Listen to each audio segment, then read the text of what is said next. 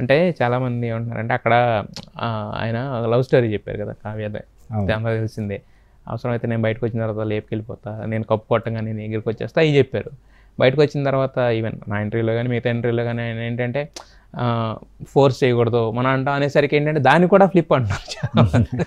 అదే చెప్తున్నా, ఒక దాన్ని ఒకళ్ళకి నచ్చలేదు అంటే దాన్ని మాట్లాడతారు, వాళ్ళు తప్పని నేను అనను, ఎవరి పర్స్పెక్టివ్ వాళ్ళది. అంటే బట్ న్యూట్రల్ ఆడియన్స్ కూడా దాన్ని బట్టి ఇదయ్యే అవకాశం ఉంటుంది కదా, అరే ఇలా తప్పుగా అర్థం చేసుకునే అవకాశం ఉంటుంది. మీకేమనిపించింది ఆ కామెంట్స్? మీరు కూడా అడిగారు అదే క్వశ్చన్ అడిగారు ఆయన్ని.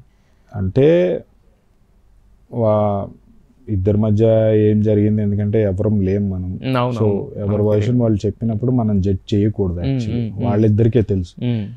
ఇప్పుడు ఒక ఫేజ్ దూరంగా ఉన్నారు, తర్వాత కలవచ్చేమో ఎవరికి తెలుసు. కలిసినప్పుడు ఇవన్నీ ఉండవు కదా.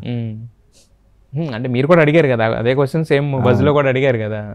సో మరి మీ ఏమనిపించింది? ఆయన నాకైతే ఫీలింగే కనిపించింది యాక్చువల్గా. చూద్దాం వెళ్తాడేమో. నాకు కొంతమంది నాకు కామెంట్స్ కూడా పెట్టారు కింద, ఆయనకన్నా ఎక్కువ నువ్వు ఫీల్ అయిపోతున్నావు అంటే ఒక జెన్యూనిటీ ఉన్న ఒక జంట విషయంలో మనం అదే చెప్తున్నా. ఇప్పుడు వాళ్ళిద్దరి మధ్య ఏం జరిగిందో యాజ్ ఎ థర్డ్ పర్సన్ నాకు తెలియదు.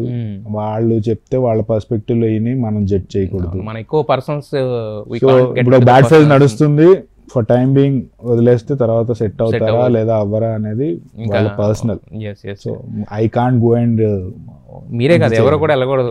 బేసిక్ మనం మనకున్న రేంజ్ వరకు మనం అడిగి అక్కడ వదిలేయడం అనేది బెటర్.